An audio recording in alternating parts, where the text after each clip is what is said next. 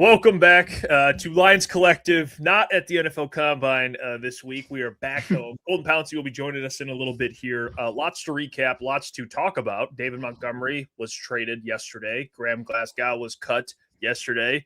And then we have a whole week of stuff from the NFL Combine. So we'll start. I'm your host, Jeff Iafferty, Crunch Time Sports, Justin Rogers, Detroit Football Network, and Will Birchfield, 97.1 The Ticket. And then, of course, Colton Pouncey from The Athletic, who will be joining us shortly. But how are you guys now being back home after the Combine? You got the week already kind of heating up, and then we got free agency coming up. So it's busy during this time of year. Will, have you recovered? I feel like so gassed this whole week. Like I can't shake it. I don't know. Like Indy just does that to you every year. At least I didn't come home sick. I think the one year the COVID ripped through there before COVID was a thing.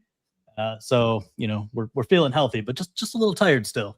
Yeah, I had the benefit of leaving on Thursday night. So I got home a couple days before you guys and was able to recharge over the weekend. But, dude, I was just proud of myself for getting out of the Indiana Convention Center. That place is an absolute maze, bro. It's just escalators that lead to escalators and hallways that lead to sky bridges. It is insane. I feel like I'm still stuck in that vortex.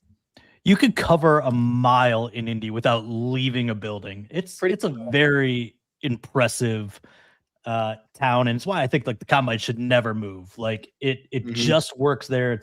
Maybe Kansas City is the only other location that justifies more centrally located, but Indy is very prepped for it. Jeff, I don't know if you see it. Colton's here in the chat, so if you want to. Let's do it. Dude, Indy also has this going for it compared to maybe other Midwest cities. It's got to have the most bars and restaurants per square mile or per capita. Like maybe Nashville would rival it nationally, maybe like New Orleans. But oh my God, dude, you can't go a block without passing like 4 great spots to pop in and get a beer. So like for an event that's also part networking, it's just the ideal location.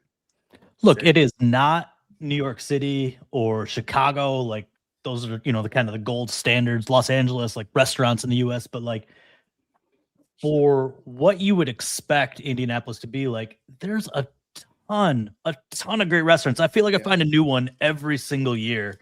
I enjoy it. I started like thinking about it this week. I think I've spent more than 2 months of my life in Indy between all the combines, the joint practices, a few games here and there. Like, I don't know, man. Maybe I should just buy a race car at this point. Not a bad thing.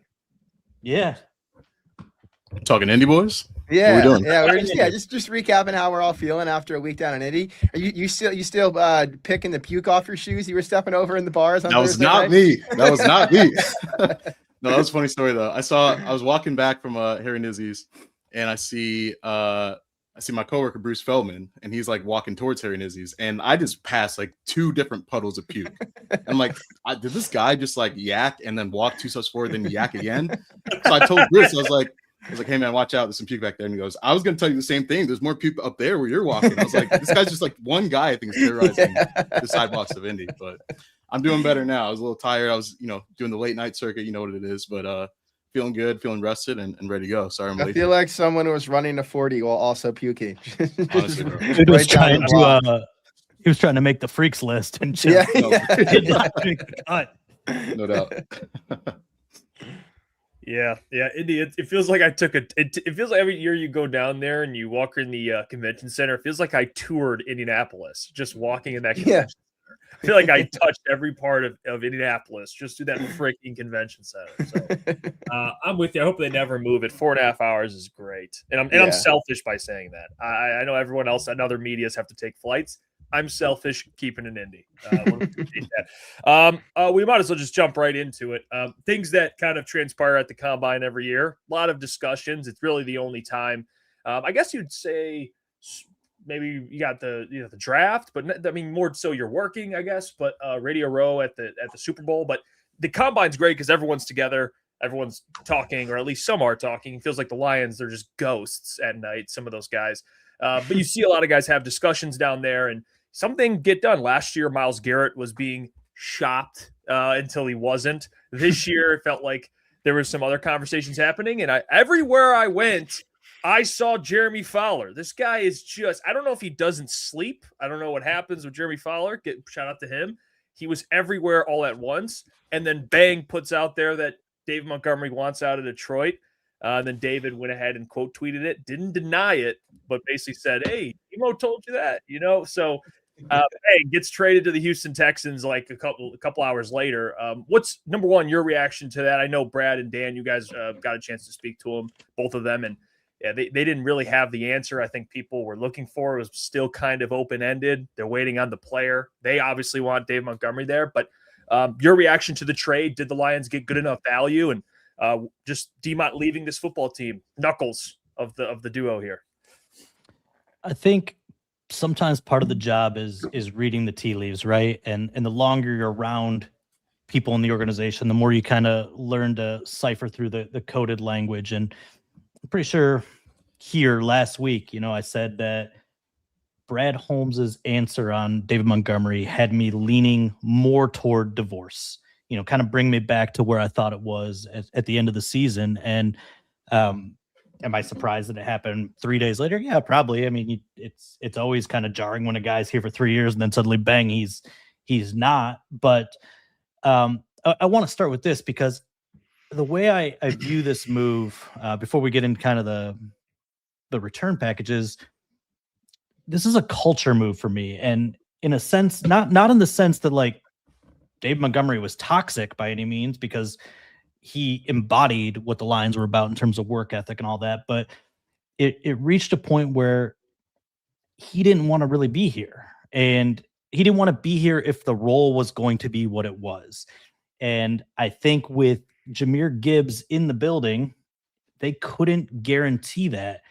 And what we found with Brad Holmes and Dan Campbell, going back to kind of day one with Matthew Stafford, is we're not going to hold you hostage. If you don't want to be here, if you're not all in, if you can't, have that 100% buy-in, we will do as best we can to do right by you. And I know Garofalo had the report that Montgomery's preferred destination was Houston. I can't confirm that, but look, there's like 48 Iowa State guys on that roster. Their entire receiving core is from Iowa State. Their offensive coordinator actually went to Ohio State for his undergrad and started his coaching career at Iowa State. Who knows where, paths may have crossed or things might have been said, but it wouldn't surprise me in the slightest if the Lions did what they could to facilitate not only David Montgomery's desire to be traded to somewhere he could be better used, but to maybe seek his input on a wish list. And just like the Stafford trade, I'll let you guys get into it, but I feel like they got better or maximum value to what that player could return from any team, let alone maybe a preferred destination. Yeah. With Montgomery, I saw Jeremy Fowler's tweet, and by the way, Jeff, it is hard to miss Jeremy Fowler walking around the streets of Indy. That dude's like 6'5", Yeah. by the way. But I did see Fowler's tweet, and I also saw Montgomery's response, and I kind of like stayed quiet on that one because, talking to people in Indy, it was kind of an open secret that he was like on the market, like could be had for the right price. Now, I do think the Lions tried to smooth things over with him and probably tried to work that relationship, but it seems like it was at a point where, they just wanted two different things. The Lions liked him better in that number 2 role, and Montgomery probably thought that he could be a lead back somewhere else and would have opportunities to do so, as we now know with him being in Houston now. But I did get a text after the trade from someone, and he said they met with the Lions, and basically the Lions were a little bit confused why he wanted out. But if they got the right deal to make it work, they would send him off and make him happy and try to facilitate that. And that's what ended up happening. And as far as the return, getting a 4th, a 7th, and maybe a rotational player that can help, at least a depth piece. We'll see what Juice Scruggs can do, but that's a way stronger return than I was expecting. And I think talking to some people around the league, it seems like the Lions made out pretty well there. I think the initial reports were like maybe a 5th rounder. So to get a 4th plus, I think that's really good work by Brad Holmes and company up there in the front office for what's going to be a 29-year-old, slightly disgruntled running back if he had stayed here, to get some value for a player that probably didn't want to be here, probably thought that he could have better opportunities elsewhere. To get that sort of value, I think is really strong work. So obviously, I think it hurts. It's okay to be a little like iffy about it as a fan. You watched him for 3 years, kind of help this offense grow and reach new heights in the backfield, and some great memories that you always have. I understand that part's hard, a fan favorite leaving town, but sometimes these marriages aren't always meant to last, and you got to move on when the time's up. Yeah, I'll just say it would confuse me a little bit if the Lions were legitimately confused themselves as to why Demo wanted out. Like, if you look at the way his workload declined pretty significantly over the past 3 seasons, it would make sense that when he views himself as a 29-year-old in his prime running back, that he would want to play for a team that can feature him more. Like, just take the very surface level numbers. His first year, he was 10th in the NFL in carries per game, about 15.5. His second year, he was down to 23rd. That felt fine with Jahmyr Gibbs' emergence at about 13-2. And then last year, he was under 10 carries per game and was 37th in the NFL in that department. So if that was going to stay even close to the same, really shouldn't surprise anyone that David Montgomery, who does have an ego in a good way, would want to play for a team where he can be spotlighted. If you remember when he first came here to Detroit, one of the draws for him was the ability to showcase what he could do behind a good offensive line, but also with a team that he felt like was going to give him a chance to shine. He felt like he didn't have that in Chicago, that maybe in some ways they were selling him short, and he wanted to play for a team that was going to give him a chance to thrive. So I would question why the Lions were confused by that. Now, maybe they gave him assurances that they wanted to expand his role again in 2026, and that's why there was a disconnect. But you look at the way they had sort of phased him out last year, not all that shocking that he wanted to play for a different team. I think Brad does deserve a lot of credit here for getting the return he did. When you look at some of the other returns for running backs of similar stature or at similar places in their careers as Montgomery over the past, 3-4 years, most of them fall short and well short of what Brad Holmes got for Demo. Like, I was even looking into Brian Robinson today just as like a potential free agent fit, and came across the trade that he was a part of last year, going from Washington after 3 years and 3 pretty productive years to San Fran as a younger running back. And I think he only landed Washington a 6th round pick. And there are countless other examples of trade packages that really don't rival what Brad got in return for Demo. So it feels like they did a pretty good job of turning maybe an uncomfortable situation into possibly a net positive for the team. And I know we can dive into the package here in a bit, but it is a bit sad to kind of reflect on the way that Demo's career ended here, especially when you think about his comments entering last season, when he referred to himself as like sort of the forgotten man in the Lions offense. And then it played out exactly that way in 2025. And by the end, I think it made sense for both parties, honestly, to part ways for him. Because I agree with Justin. Like, you couldn't risk having a player here next year who didn't want to be here or was disgruntled from the beginning of the year to the end. That's just not how the Lions have operated, and it probably made sense at that point to move on. Let's consider the shelf life of a running back, right? And I think David's probably got extended a little bit, being in that timeshare with Gibbs. It took a little bit off his legs, but the man turns 29 years old this year. And even if he kind of vibed with what Petzing was bringing to the table, I don't think he could, in good conscience, risk another repeat of last year. And so, I was just looking at some numbers in his career before last season. He'd played 88 games and he'd had 11 with 10 or fewer carries. And I didn't, dig into whether there was injury situations in those games, whatever. 11 in 88. He had 9 games with 10 or few carries last year. And, Gibbs deserves to be your starter. I mean, he's a bona fide superstar. And so if he's starting and he's your 2-minute guy and he's when you're trailing guy, like, you just open the door to all these situations where you're going to have those games where Montgomery's just not going to be the piece that maybe he was game planned to be. And even the Lions tried to game plan for him to get him extra this week, it just didn't always work out the way they wanted. Will, I did the same thing you did. I went and looked at kind of what other backs were bringing back in comp, and I think I did it before the trade. And it's kind of where I was kind of spitballing that I thought 6th rounder was probably likely, 5th seemed optimistic. Joe Mixon, I thought, was a really good comp. I didn't know exactly what his contract was when he got traded to Houston, coincidentally, but he pulled a 7th right? And then I think they had to give him a 3-year deal on top of that was more money than what they're inheriting for Montgomery, and maybe that's part of what raised his value. But the package is really good. I mean, they needed some extra juice in the mid round. I think that'll give them some flexibility to move around the board, which Brad, we know, loves to do on day 3.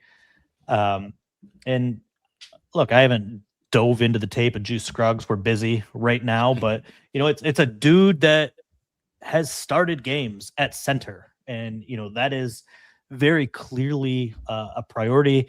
I'm not going to tell you he's going to be the starting center, but as of today, he's in the mix, right? I mean, at the very least. And if they end up signing a better center, so be it, or drafting a guy that can play early, great. But you need depth on the interior, and the beautiful thing about a guy like that is he can play 3 spots, right? And so to have that kind of flexibility is never a bad, and experience is never a bad thing to have on a roster. And just going back real quick, maybe confused is the wrong word to use. I'm sure the Lions know very well how this played out, and maybe would have gone back and changed some things they could, knowing it was going to end like this. But I think there's, if anything, and I don't know if they tried to smooth things over to the extent that like we're kind of assuming they did, but if they did and he still wanted out, maybe that's where the confusion comes, because you just hired a new offensive coordinator. Right. You could preach that things are going to be different, and if after that he still didn't want to be here, I think it'd be probably fair to be a little confused, knowing that he's been such a big part of this offense for so many years. But anyway, just beyond that, like I did reach out to a league source just to kind of get his perspective on the trade value, because everyone's saying it's a good deal, but I feel like that's just kind of us talking. This is the quote I got. I'll read it. Thought it was a great trade by Detroit. Got more value than I expected, and a player who can fill in for a role. When you're in a situation like they are with so many talented homegrown players who'll be paid at the top of their respective markets, finding ways to add role players outside of free agency in the draft is key. I didn't think they can get higher than something on day 3. So again, the fact that they got a depth piece, and again, we'll see how. I haven't watched much Juice Scruggs tape. I'm being honest. I'll probably dive into it in the next couple of days. But if he can be a serviceable number 2 center and a guy that can maybe chip in at guard and has that experience, I think that's a win. And then getting a 4th round pick and just an early-ish day 3 pick to be able to mix and match and move around, as Justin mentioned, I think that's key. Because as you're going through these mock draft simulators and you're saying, okay, there's a big drop off from pick 50 to pick 118, adding a 2nd, 4th rounder gives you some flexibility to move up. I would still personally like to see the Lions maybe trade down from 17, pick up a 3rd. That'd make a lot of sense. I would kind of complete and fill some holes there for a little bit. But that 4th rounder really helps you, and then you get a 7th rounder, I believe, for next year. I don't know if it's this year, but there's a bit of a cherry on top there. So all that for a soon-to-be 29-year-old running back that probably didn't want to be here, that's pretty good value.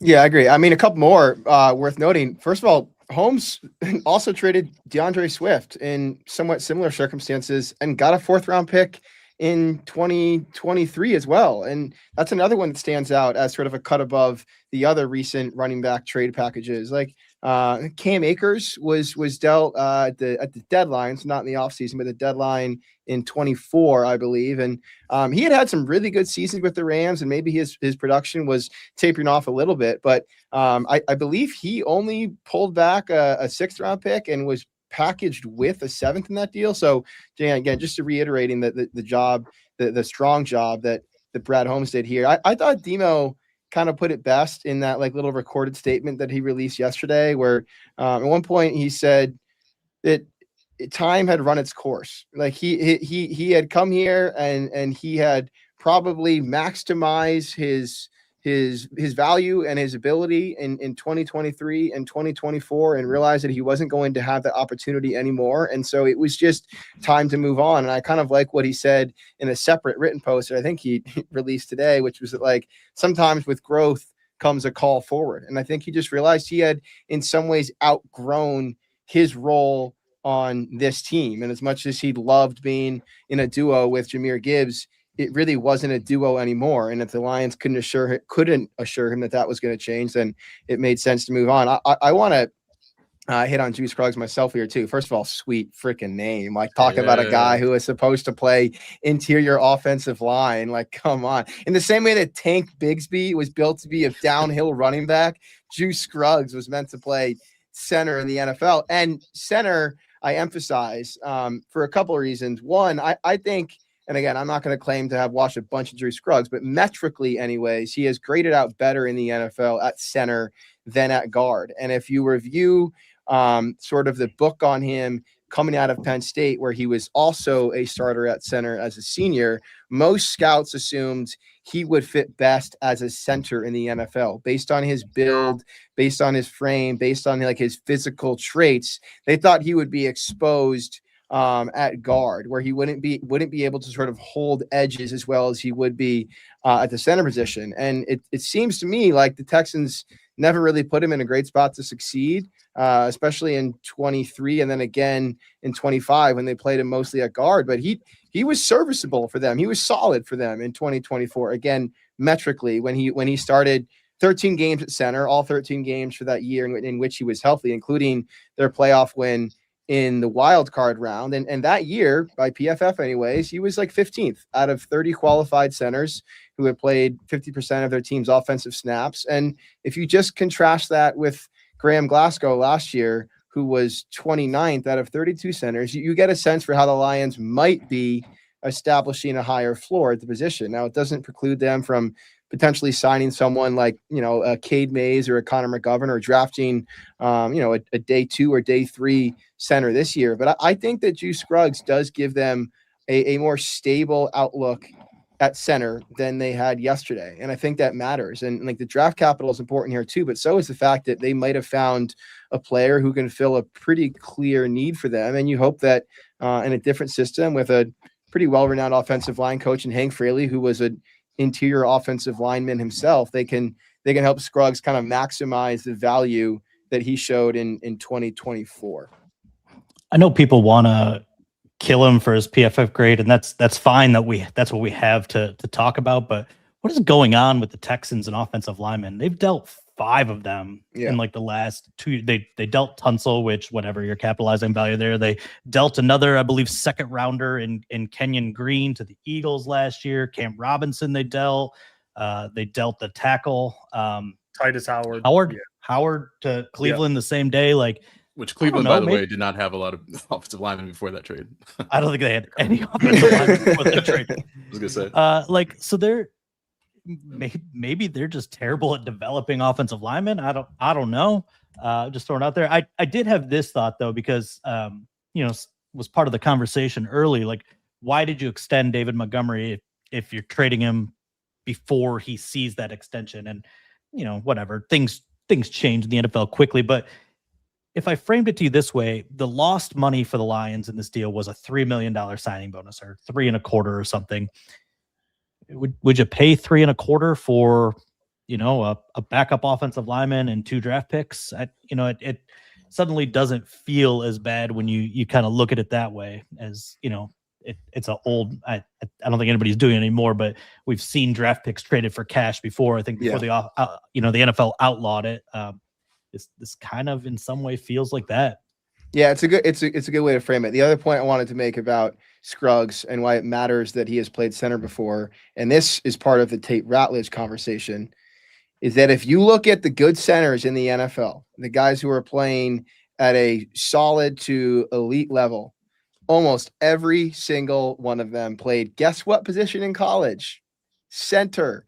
Like, there's probably 2 guys in the NFL. Like, I spent a lot of time looking into this. I was curious as to how feasible it is for Ratledge to play center in the NFL and play it well, having never played it before.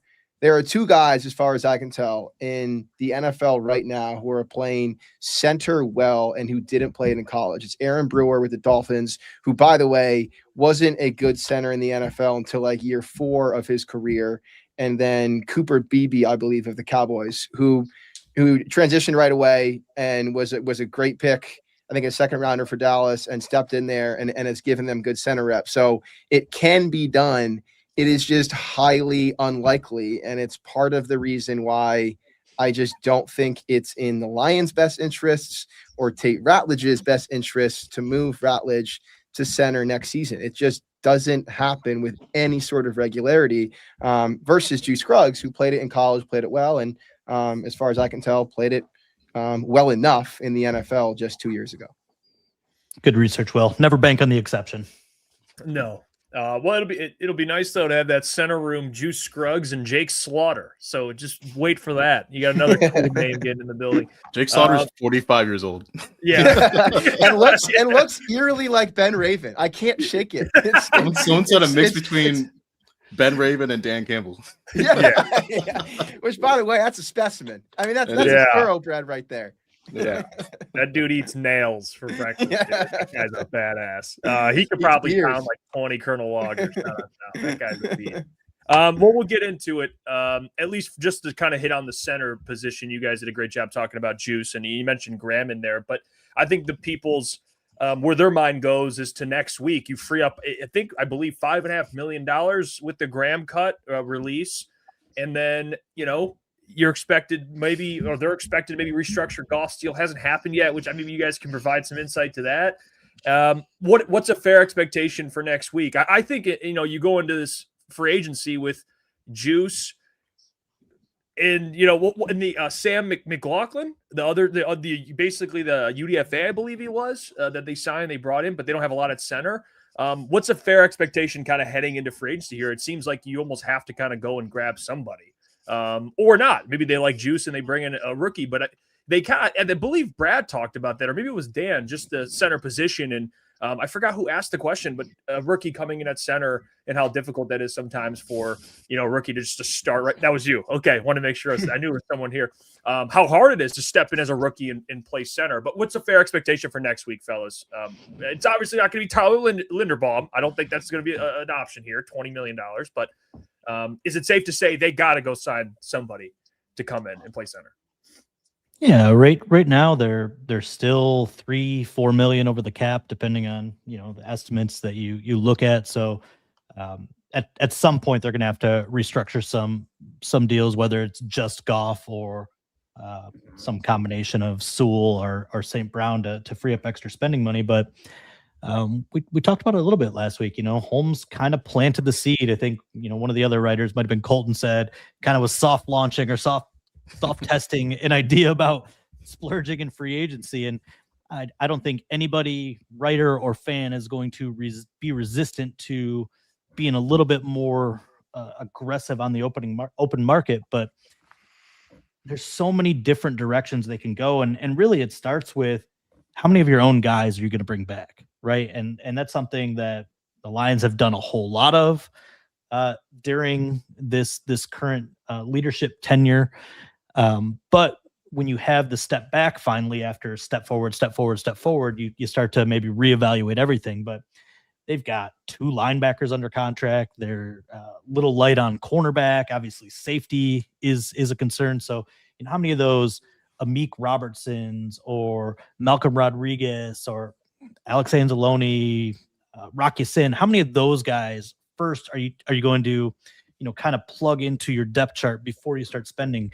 And then you look at where you can find help from the outside options. Yeah, I agree with you, Joseph. I think you got to start with your own. Like, who are you bringing back? Who are you prioritizing? Do you want Amik Robertson back in that nickel role, or do you want to try to get a different type of body type there? Do you want Alex Anzalone back as your will linebacker, or do you think you can get maybe faster and younger at that position? And what's the price going to be?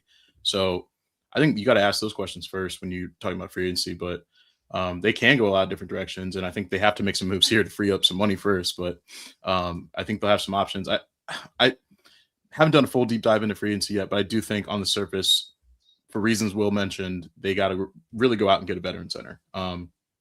It just feels like too important of a position to roll the dice with a young player like Tate Ratledge that has never played the position. After we just saw the ups and downs of Graham Glasgow last year and not having a certain guy there, you need to go get a proven guy. I think that's just where I'm at. My only real strong opinion of free agency so far.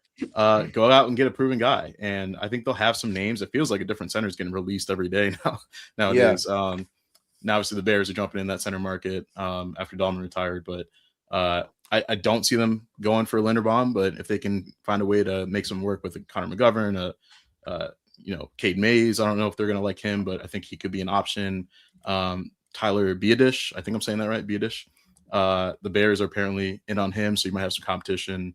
Lloyd Cushenberry, I think, just got released. Mm-hmm. So, obviously some of those names are better than others, but I just think having a proven veteran there, even if you do want Tate to at least be in the conversation and say what just battle it out, I wouldn't hate that as long as you have just a guy that's done before next to him as insurance. So Yeah. If you want to go in the higher end, like a Connor McGovern type, or if you want to get a lower end and try to battle out with Tate, that would make some sense. But again, I don't think Tate can be the guy. I'm fully with you there, Birchie. He's never played the position. I'm not sure if he wants to play the position. So I would just leave him at right guard. He does not. I would just leave him there at right guard. Yeah. Let him cook. I think he had a really, really solid year. I actually reached out to Dane Brugler at The Athletic, our draft expert. I was curious to get his thoughts on Tate's rookie year. And this is what he had to say. He said, how many second-round rookies led their offense in snaps played? Ratledge was always going to be a high-floor run blocker that played out like expected. There were some ugly moments in pass pro, especially early in the year, but he adjusted, and the losses started to become more uncommon over the fourth quarter of the season. The Lions can feel good about right guard moving forward because of Tate Ratledge. So I agree with that. Leave him at right guard. Let him play right guard. Let him cook. Let him develop, man. Like I would really love that. So we'll see what they do, but that would be an easy way to just say, okay, we got our mainstay at right guard. Let's go figure out the center position in free agency, and maybe they have Miles Frazier and Christian Mahogany kind of battle it out at left guard, or see if there's a vet you can bring in to push them. That's kind of what I would do with the offensive line, but still up in the air, up for debate. Yeah, I want to rewind briefly to Glasgow. Just obviously he was the cap casualty yesterday. It wasn't a surprise, a move we all saw coming. I just think Glasgow took a little bit of an unfair beating, or maybe received some undue flack from segments of the fan base over the past 2 seasons. I know his play wasn't up to snuff. I just want to say for Graham, when he signed that deal in 2023 with the Lions, it was under the impression that he was going to play right guard. He had played really well at right guard for them in 2023. He was part of that elite offensive line that took the Lions all the way to the NFC title game. And he re-signed with them, expecting to play right guard. Just to bring you behind the scenes here a little bit, Dan Campbell did call him like the day before free agency and said, hey, there's a chance that we'd want you to play left guard if you sign. Are you open to that? And Graham was like, I don't know. Let me talk to my agent. So we talked to his agent, and then he called Dan back and was like, are you just saying that knowing you're going to move me to left guard, or is there just a small chance it might happen? And Dan was like, well, we don't really know. We're trying to sort out what's going to happen with Jonah Jackson, but it's a possibility. And so Graham followed his heart, listened to his gut, and signed that deal, expecting that he would just end up playing right guard eventually at some point in the contract, even if not in 2024. But as things unfolded and the Lions lost Jonah to the Rams, and then the Kevin Zeitler signing happened late, Dan calls Graham again. He's like, hey, we want to sign Kevin Zeitler, but you'd have to move to left guard. And Graham was like, well, you did tell me it was a possibility. So he made that move with grace. And he made it because Zeitler had played virtually every single snap of his career at right guard, and he knew it made the Lions better if he moved to left. And look, he didn't play great in 2024. He also was battling some injuries down the stretch. And then 2025, he's like, all right, I'm going to get a chance to play right guard again. This is going to be all good. I can get back to myself. Frank retires. He has to move to center, doesn't play well there. His body kind of betrays him again. And I just say that to point out that, like, this guy signed a deal under the assumption he'd be playing right guard, and literally didn't take a snap at right guard for the rest of the deal. And I think that's why, we saw kind of the deterioration of his play in Graham Glasgow as we knew him. Just wanted to kind of put that out there. I think that we still shouldn't rule out the Lions trading for a center. I know we're focusing here on free agents, and I agree, like, McGovern makes some sense. I still think he's a little pricey when you think about the Lions budgeting for this offseason. He's probably going to command like a 3-year, maybe $45 million deal. Like he's in that range. Cade Mays might make more sense for that reason. Maybe he's more in like the 3 years to $30 million range. That dude is huge. He's like 6'6", 330. would like almost dwarf Frank Ragnow, but he's definitely intriguing. I think he and McGovern both had really, really strong pass blocking numbers last season. I think McGovern allowed no sacks and like 1 QB hit all year, and Mays allowed 1 sack and maybe 3 QB hits all year. And that's essentially when you're talking about the interior pass protection for Jared Goff. That's what blows up pass plays for the Lions, maybe even more than pressure off the edges. So I think that Mays does make some sense. It sounds like the Lions have done a good bit of homework on him. I know I've thrown out the trade ideas here before, Brewer and Froholt. This one is crazy, and I don't think it has much potential, but I'm just going to throw it against the wall for shits and gigs here. Jake Brendel is entering the last year of his deal with the 49ers, and they did have a young center play pretty well for them last year when Brendel got hurt. I think his name is Matt Hennessy. He stepped in for like a 4 or 5 game stint and played well enough to the point that I wonder if the Niners would think about moving on from Brendel and sort of a proactive move and getting some draft capital back. I doubt they'd like the idea of helping like a direct NFC foe fill one of their needs, but I'm just going to toss that name out there. Like J. Raj did with that defensive assistant candidate from, we tried. We tried. I'm doing a little aura farming here. So maybe that's a name to watch. Throw it in the center hat. I like it. What's crazy to me about the Graham thing too is what people forget is he suffered a broken leg that required rods and screws and plates, and it just so happens to be the leg you need to anchor on playing on the left side of the line. And just like he never had the flexibility to play at that level on that side. And so it was probably not the best personnel decision from the Lions perspective. I understand why you want to bring in Kevin Zeitler, awesome player. And you think that maybe if you look at it like the 5 fingers of a fist, like that's still a pretty strong finger, even if maybe he can't anchor the way he would, but clearly you didn't get the best value out of Graham moving him. So I kind of, as we were talking here, I was going through like the positions and in free agency, and I'm thinking like, where are you looking for a multi-year guy? And really, it's like center or bust. Yeah, it feels like, because like you're not going to be in the edge market, you're not going to be paying probably the Boye Mafes of the world $15 million a year. It's a little excessive. Linebacker, you've got 2 starters. You're probably not going to be paying a third, some kind of large money, sum of money. Running back, draft probably is a better answer. Maybe you can find a stopgap solution to be that complement to Gibbs, and you're not paying a tackle the heir to Decker, right? You're not paying somebody 15, 20, 30 million dollars. So like center makes the most sense on the multi-year front. I think you could patchwork a lot of these positions, but the draft is really going to be the solution. I do like Mays. I do like Biadish. I like the fact that they're bigger bodied centers, and I think that's kind of appeals to what Lions like to do.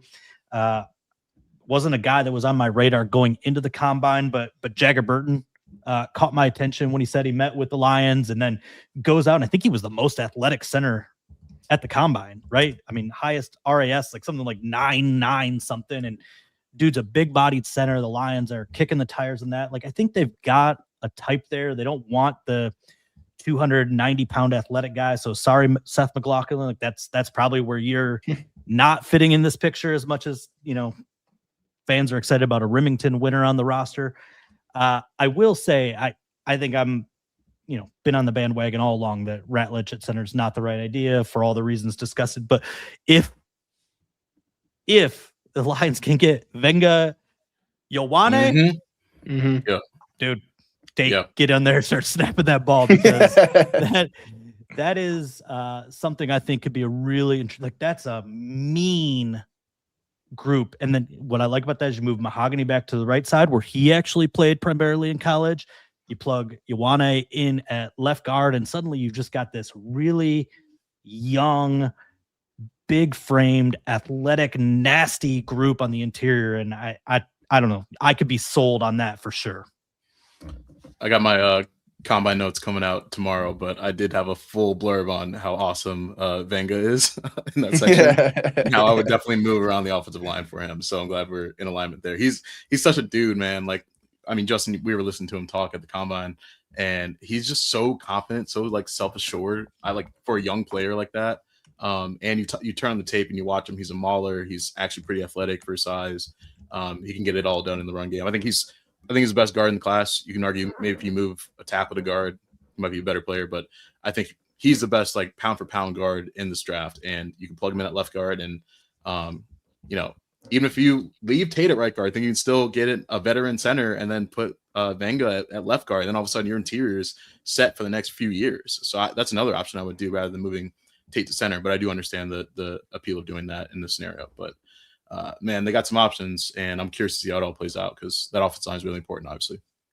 Dude, it feels like a lazy comp. I admit, Polynesian to Polynesian, but man, all I could do was hear that silent killer, confident projection of Panay Sewell when talking to Venga. Mm-hmm. Like that just resonated with me, and I'm like, oh my gosh, this line would be so mean. And I mean, who doesn't love a mean offensive line? Yeah. The Lions should just have 5 Polynesians up front. Just go for it and just wipe teams out. It's winning football. Yeah. Hell yeah. No, I found myself facing the same dilemma too, J. Raj, when I was sitting down to think about potential free agent fits. It really, the only position where a long-term investment makes sense is center. I guess like potentially maybe Kirby if they really don't believe in his viability beyond right now, and maybe they'll end up telling us that if they make a move at center. I still don't think that's highly likely. Like obviously edge is a need, but yeah, they're not in the Jalen Phillips market. They're not in the Owe market. Like I don't even think they would be in like the 1-year Khalil Mack market because he's probably still like a $15 to $16 million player based on the steady production. I do think there are some ones. Want it. I could be talked to. I said I don't care. I want. That'd be sick. I love Mac. Yeah. I do think there are some 1-year edge guys that make sense, a little more sense financially than even like Khalil Mack. I'm going to bring up Jadeveon Clowney. I know a lot of Lions fans have kind of clamored for him over the past couple of years. He has played for like 6 teams in the past 7 seasons, so he's no stranger to switching schemes, which would suggest he's obviously like scheme proof. And the production is still there, dude. Like 8.5 sacks in only 13 games last year. And I know he had some shoulder and hamstring injuries that would give you pause. But like if you let Muhammad walk in free agency, and I tend to think they will, you could get the pass rush juice in Clowney, who still has some like ruggedness and size against the run that Muhammad doesn't have. He's got the 6'5" frame, 260. And if you look at the pass rush win rate last year, he was 14th in the NFL. Muhammad, for comparison, was 24th. So, I think that's a guy that might end up costing a similar amount per year as Muhammad, who you could probably get on like a 1-year, $10 million, $12 million deal. Maybe which less. Might make some sense. You think even less? Yeah. So I think that's when it's worth looking into. I think he has the physical traits that might suit what the Lions are seeking opposite Hutch, especially if you feel like you're going to draft someone like Keldrick Falk, who I think we all agree would take some time to develop as a pass rusher in the NFL. Well, now he's got a year to kind of find his feet. Sorry, you're getting AJ Epinesa, and you're going to love it. All 3.5 sacks in 16 games is going to give you. Cam Jordan, I don't know. That's another one that I feel like pops a little bit. Obviously, the connection to Dan Campbell put up big sack numbers last year. I don't know if like he graded out as well as the sack numbers would indicate, but maybe a name worth watching. 1-year deal kind of guy. I believe he had his best pressure rate since 2020 and his highest sack total since 2021. So he's still getting it done. I guess my only question would be like, does he want to leave New Orleans? Is he a career guy there?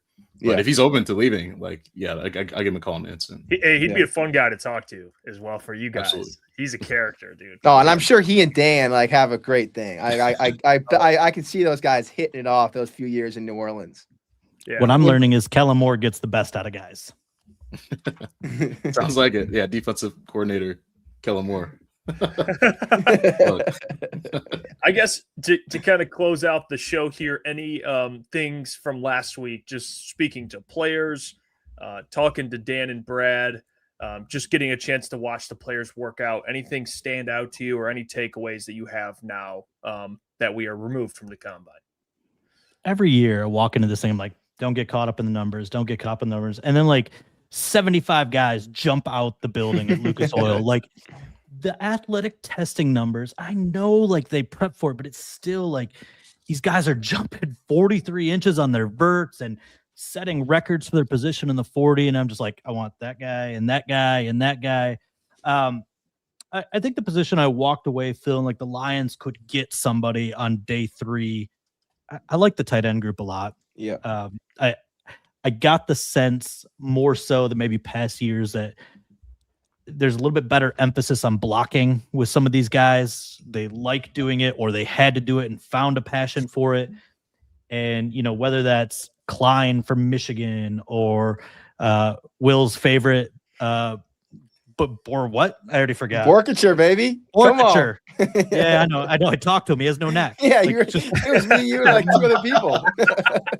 just like a mean, nasty Texas son of a bitch, right? Like, Yeah. perfect. But like, I think, you know, whether it's a long-term replacement for Brock Wright or and that number 3 spot now, like they can find a tight end in this draft, and probably the same thing with the running back too. I got to take, fellas. Oh, Love yeah, it. Let's fire go. away. I think the prospects coming out are soft. Not Ooh. particularly this year, but I think watching the combine, you see, oh, this is the most athletic group in NFL history. Blah, blah, blah. They're running this, they're running that. You got guys that are like afraid of their numbers that aren't testing, and only the fast guys are testing. So of course, the numbers are gonna be a little juiced. I think that's soft. I wish guys wanted to compete, even if they knew they weren't gonna run a fast 40. If it's a safety, it's gonna run like a 4.5. I wish he would still run. You know, like I want that. I want guys to compete. I want guys to go out there and do every drill and actually like show what they can do to these NFL teams. And you got guys that are cherry picking their numbers, and even the guys that are running, the guys that are fast and quick, they're not even doing all the agility drills. So I'm just like, all the numbers are a bit skewed this year, and I hate it. Like I think it's soft. I think it's weak. So that's my take. I like that take. That's my take. Where have all the Detroit Lions gone? Yeah, man. I mean, there's still a few. I mean, I think Emmanuel McNeil-Warren, like he's a safety. I don't think he's the fastest guy, but I think he still ran in the 4.5s. Like normally a guy that's a projected first round pick or a top 30 prospect that runs in the 4.5s isn't running just to kind of, you know, I'm going to do it my pro day when I can like have a little more time to train. Like normally that's the case. He was out there competing. So I did appreciate that. There's some guys that you can kind of get a sense of, but that's my take on prospects. In terms of potential fits for the Lions, Blake Miller, going to his podium session on Saturday, I kind of walked away. I'm pretty sure most of us did, walking away from there being like, that's a Lion if I've ever heard one. I just think he's going to check a lot of boxes. 6'6", 34-inch arms, 9.97 RAS. I think it's 6th highest for offensive tackles. Was a 4-year starter at Clemson. I think he started all 56 games and set a school record for most snaps in school history. Was a wrestler back in the day. High character guy, viewed as an excellent teammate. And then he told a story about like a wrist injury he suffered, I think this going into his junior year at Clemson. And it was like spring football, and he like hurt his wrist, and he originally just had like, you know, soft cast on it and continued to practice with like this like wrist injury. I think it was right before spring break. He had to get surgery, and he missed a single practice. And he goes, yeah, that kind of sucked. Missing one practice with the wrist. He's like, yeah, I mean, that kind of sucks, but I was able to come back with a club on it and just kind of played through because I wanted to be there for my guys. As he's talking, he has like straight face, like not laughing. I'm like trying so hard not to laugh. I'm just like, that guy's a Lion and he doesn't even know it. So we'll see if he ends up being the pick. His range is kind of a little bit scattered. I've seen him as high as like top 20, and I've seen him kind of in, I guess, the early second round. So let's say 20 to 40-ish range. I'm not sure he's going to make it to 50 at this rate he's going, especially after the combine with, you know, the just kind of lighting up the athletic testing. I think he'll probably be pushed a little higher there. So I do like him as an option. Obviously, Taylor Decker coming back kind of, you know, alleviate some of the concern for tackle. But if you still want to go that, like, you know, draft and stash route, I think he would make a lot of sense for them. I think I'm out on Caden Proctor for some reasons I heard at the combine, which I will not share. But I'm just not sure he's going to check all the character boxes for the Lions. And I also had concerns anyway that I feel like he's better suited as a guard. And I know there's some positional versatility that some teams like that, being able to play tackle and guard. But if I'm taking a guard, I'd rather take Venga. So that's my other thing. And then another guy, Maxi Hanachor. I think I'm saying his name right, finally. Let's go. We got it. It only took like a month. But I still like him as a tackle. I'm just running through my list of tackles right now. But I really think he's going to be a good player and like another draft and stash option. I actually think he's going to be pushed a little higher too with some of these run-on tackles I think we're going to see in the first round. But there's some tackles I really liked, some I didn't. And I'm glad I stayed till Saturday to kind of hear those guys talk and some good sessions there for sure. My takeaway also at the tackle position is that Monroe Freeling seems to be flying up draft boards and possibly even into the top 10 overall. Colton, I know you had mentioned his name here, maybe even last week, or I think it was 2 weeks ago. And he was someone that I went down there thinking the Lions could either grab at 17 or possibly even trade back in the first round and still grab like in the 20s, pick up an extra day 2 pick. Dude, no longer does that seem viable. Like he runs a sub 540, which apparently he wasn't even happy about, even though he's an absolute monster. And then he has like an unofficial 9.99 RAS score, which ranks second out of like the 1,500 tackles in the RAS era. I know he didn't play a ton at Georgia, and so there are maybe limited experience, but I felt like early in the draft process the conversation about tackles was Mawigoa and Fano clear cut top 2, and then like a group of guys who were in the conversation for offensive tackle 3. It feels like that's becoming pretty clearly Freeling, and maybe he would even jump into that top 2 conversation. So that was a guy who seemed like a viable Lions target and might not anymore. I still think there's good tackle depth, as Colton just underlined. But yeah, I left the combine realizing that Freeling probably not a realistic fit anymore for the Lions, barring a move up the board. The other thing, like combine-wise or draft-wise, I think we should mention, just to maybe finish the Montgomery conversation, is like the Lions can find a David Montgomery caliber player with the pick they got from the Texans. Like last year in the draft, I looked today, there were 19 running backs taken on day 3, which was the most of any position. That's just where teams are most comfortable now drafting that position. And like there were a handful of guys last year as rookies and day 3 picks who produced similar numbers to Montgomery, not just last year, but if you take Montgomery on aggregate from 2024 to 2025, which probably best represents what the Lions are looking for out of RB2 moving forward. Like there were guys that put up numbers that matched his. Like, first of all, dude, Cam Scadaboo would have been the ultimate freaking Lion. It's too bad he wasn't coming out of the draft this year, because he is exactly what they would have been seeking. He put up numbers per game that would have rivaled Demo's. Kyle Monangai in the 7th round for the Bears put up those kind of numbers. Shakori Krosky-Merritt in the 7th round put up those kind of numbers.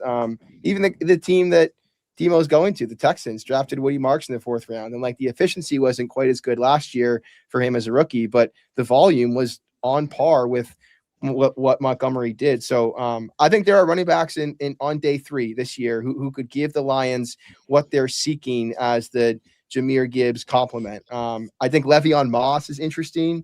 He's a Texas A&M guy. I'm really just jonesing for Campbell to get a Texas A&M guy in the building with him. But like guys that fit that sort of like bruising, heavy finishing style that Demo had, there are a bunch of them that will probably come off the board on day 3. And I think the Lions can find a pretty serviceable replacement for Demo if they don't go to the free agent market to do that. And that's probably one aspect of Montgomery we didn't talk about. Like it was untenable to pay him an $8 million cap hit for what amounts to probably 10 touches, right? Now you're going to get that for 1/8 of the cost if you draft a rookie, and you're going to lock that up for 4 years at 1/8 of the cost. And that's just the more logical way to build out your roster. But I think, Colton, we're in agreement. Just trade down a few spots, pick up a 3rd rounder, draft Blake Miller, call today. I think so. I'm cool with that. Nailed it. That ends 2026 draft coverage. Yeah. Hey, I gotta mention too, just to throw this out there. I know I put him kind of brought him up earlier, but I'm so infatuated with Jake Slaughter, man. I can't get it out of my head. I liked him going to the combine, but he might look like a chemistry teacher, but the guy is I mean, he's a massive human being, obviously. But you mentioned the RAS stuff, which the Lions, of course, factor in to some extent. He, I think, was like he ranked 7 out of 679 centers from 1987. I mean, the guy tested off the charts athletically. And to what Colton was saying earlier, he was one of the few centers to participate. There's Benjamin Campbell. He was one of the few to participate. Oh, yeah, look at yeah, I mean, look at this guy. I mean, he looks like a chemistry teacher, but the guy can play ball, man. And it seems like he is the closest Frank Ragnow. I'm not saying he's going to be Frank Ragnow, but he just gives Frank Ragnow vibes. He fishes. He loves football. He's 6'5". He's a very good pass blocker, run blocker, and he's someone that I think is just going to anchor someone's offense for a decade plus, hopefully longer than Frank Ragnow, but still, he's a stud, man. And I know the center class, like going into it, it's like, oh, you got Logan Jones, you got Jake Slaughter, you got Pat Coogan. There's like a couple guys, but he's probably going to be a second round pick. But I know the Lions only have the second round pick as of right now. Man, if they can get another pick in that area, Jake Slaughter, I have this take, and I have a take, Colton. I have a take on names. If you got a cool name, your chances of becoming a superstar in the NFL increased. I like that take. It's just like Jake Slaughter. There's no way with that name you're not a great center. It's just there's some things that just line up perfectly. So I was a big fan of his, but leaving, I'm like, this guy. I mean, he sounds like he's 35 years old, and he just fits. He's intelligent, team captain. And he loves the nasty part of the game, which I think the Lions definitely appreciate. But yeah, I'm excited about the offensive line class, man. I'm on the Slaughter train too.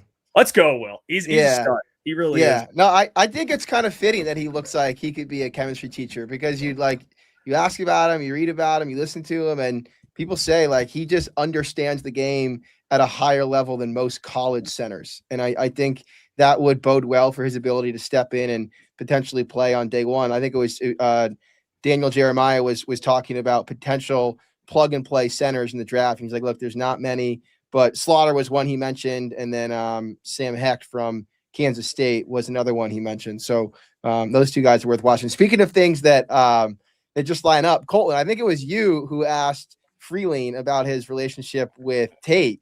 And it turns out they're boys. Like Freeling's going to Tate's wedding this offseason. Obviously, they played at Georgia together. So the idea of them potentially playing side by side is far fetched. I know we just laid that out, but man, that would look pretty sweet here in Detroit. Yeah, Tate actually hosted Freeling on his recruiting visit to Georgia. That's right. A few years ago. So those guys have been boys for a long time. I think he said after the combine. So Tate must be getting married in the next week or two, or maybe sooner than that. Said after the combine going to Tate's wedding. But yeah, I think it is maybe starting to be a pipe dream. Nick Baumgartner texted me right after the offensive lineman started running, and he goes, so all that tackle smoke was right. Freeling isn't getting out of the top 15. And he also said, I bet Max doesn't get out of the top 30 after those 40s. So tough, but hey, you never know. Well, we can bring in Oscar Delp, Georgia tight end, who is also Tate's boy. If he needs one of his old homies from Athens, we'll bring in Delp. Tate's boys. Dude, Delp was giving him shit for cutting the mullet. He's like, come on, man, you can't save the mullet as a rookie. So I think we can get Delp in as tight end 2 or tight end 3, get the mullet back for Tate, and they'll be humming. I like it. Worked for the Eagles, all Georgia. Yeah. Hey, nothing wrong with that. We appreciate you all for tuning in as always. Hit the like button on the stream, kind of helps push us out in the algorithm. We appreciate you guys. We'll be live next week. We're getting into the nitty gritty now. Free agency's coming up, a lot of things to kind of get to. But until then, we will catch you all. Peace.